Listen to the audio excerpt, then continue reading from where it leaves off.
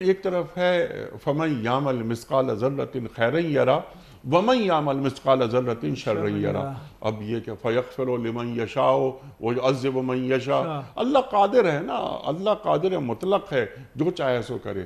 لیکن میں ایک گناہ کی زندگی خدا نہ خواستہ گزارتا رہوں، لیکن میں یہ کہتا رہوں، اچھا گمان رکھوں کہ اللہ غفور ہے، غفار ہے، کریم ہے، رحمان ہے، رحیم ہے۔ گناہ پر جری کبھی نہیں ہونا چاہیے، گناہ پر جری نہیں ہونا چاہیے۔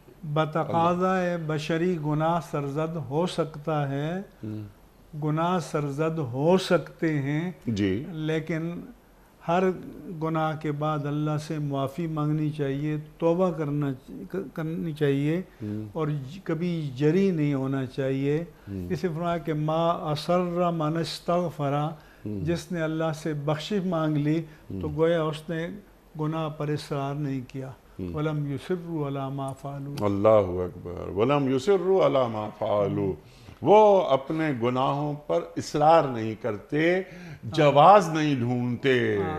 ربنا ظلمنا انفسنا، غافر میں تو ہے کہ گناہ پر پردہ ڈال دیتا ہے، اور جب وہ تواب ہوتا ہے تو گناہوں کو دھو ڈالتا ہے۔ اللہ اکبر۔ التائب من الذنب کمن لا ذنب لہ، اللہ کہ حضور نے فرمایا کہ گناہ سے توبہ کرنے والا ایسا ہے کہ جیسے گناہ کیا ہی نہیں ہے۔ اللہ تعالیٰ اس کی لوح قلب کو، لوح ذہن کو شفاف کر دیتا ہے، صاف کر دیتا ہے توبہ کی برکت سے۔ سبحان اللہ، سبحان اللہ، سبحان اللہ۔